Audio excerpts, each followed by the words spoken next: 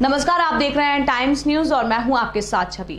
इंदौर में राज्य cyber police ने क्रिप्टो करेंसी ऐप से फर्जी आईडी बनाकर फेक अमाउंट क्रेडिट दिखाकर बोनस और रिकॉर्ड अपने ही परिचितों की फेक आईडी बनाकर उसमें डालकर तकरीबन 6 करोड़ 70 लाख की धोखाधड़ी करने वाले सॉफ्टवेयर इंजीनियर को गिरफ्तार किया है। दरअसल इंदौर के विजयनगर क्षेत्र के No Borders Technology Private Limited के पीयूष सिंह ने साइबर सेल में आकर शिकायत की थी कि उन्होंने जापान के उनके एक क्लाइंट रियोद केशी कुबो के लिए उन्होंने क्रिप्टो करेंसी एप्लीकेशन बनाई थी। इस एप्लीकेशन में इन्वेस्टमेंट करने के बाद कंपनी बोनस और रिवॉर्ड ई वॉलेट में ट्रांसफर करते थे। विजयनगर स्थित सॉफ्टवेयर कंपनी से ही जुड़े संदीप गोस्वामी को इस मामले में पुलिस ने गिरफ्तार किया है, क्योंकि संदीप ने ही इस एप्लीकेशन को तैयार किया और कंपनी के कई इंपॉर्टेंट एक्सेस वो जानता था। इस माध्यम से उसने ई वॉलेट के अंदर फेक आईडी बनाकर फेक अकाउंट क्रेडिट दिखाया और इस आधार पर उसने अपने परिजनों के नाम पर ई वॉलेट में 25 BTC 30 ETH क्रिप्टो करेंसी अपने अकाउंट में ट्रांसफर कर उसे बिटकॉइन में करेंसी एक्सचेंज के माध्यम से कन्वर्ट कर परिजनों के अकाउंट में ट्रांसफर कर लिया था।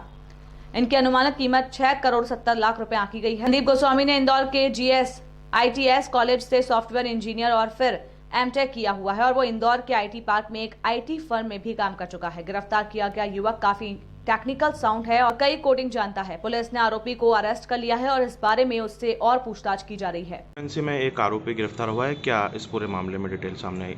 देखिए, जुलाई माह में No Border Technologies Private Limited के संचालक पीयूष सिंह ने शिकायत दर्ज कराई थी कि उन्होंने अपने एक जापानीज क्लाइंट के लिए रियो ताकेशी कुबो के लिए एक ऐप डेवलप किया था, जिसमें कि ग्राहक जो है अपनी क्रिप्टो करेंसीज पार्क करते थे और उसको पार्क करने के एवज में उनको रिवॉर्ड पॉइंट या बोनस मिलते थे।